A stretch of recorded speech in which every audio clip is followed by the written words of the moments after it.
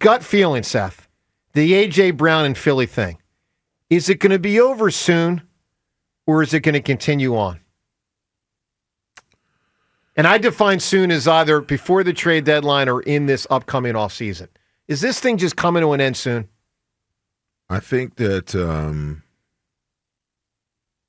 I don't think he's going anywhere. I really don't.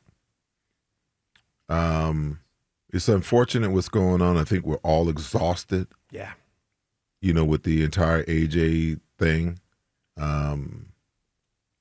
Listen, don't get me wrong. He's a phenomenal player. He's a great football player and a major asset to this football team. But at some point in time, the powers that be have to nip this in the bud. And it can't just be a suggestion. It has to be, a conduct detrimental to the team. Something that hits him in a way where he understands that, and I seen somebody posted yesterday, us athletes, we're not supposed to post on social media. We can't have a regular life. Well, listen, no, when it affects 52 other people and an organization, no, you don't. It's like the whole, free speech thing.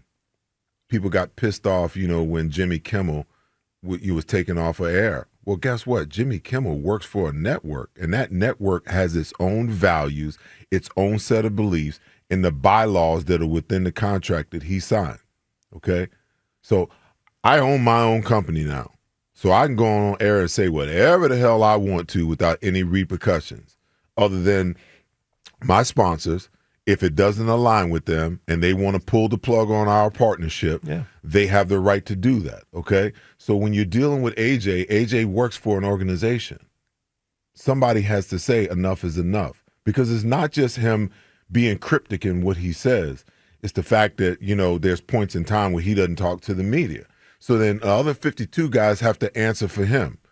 And again, like I said before, instead of us talking about the Eagles being 6-2, we're talking about, cryptic tweets, from the number one wide receiver on our football team. It just doesn't make any sense, and he can get pissed about it, and anybody else can get pissed about it if they want to.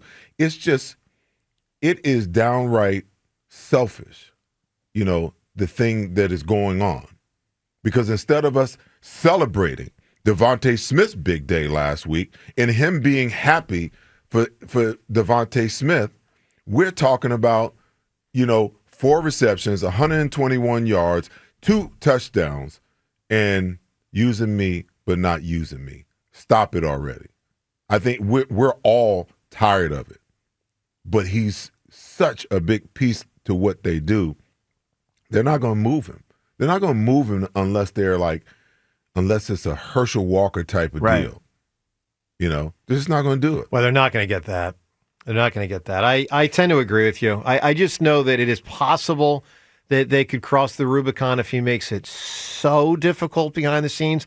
And I don't know. I don't know. If he continues to resist and they're having conversations, and I have to believe that some sort of conversation is going on. I don't know that Jeffrey or Howie are the personalities to go to him like that. Maybe it's a big Dom conversation, but I've got to believe that somebody's having, some sort of conversation with him about tamping it down a little bit.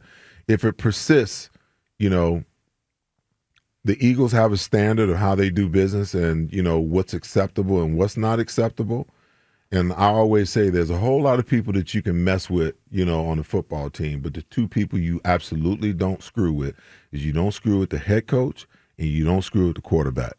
And if those 2 get frustrated beyond repair, then they'll move him.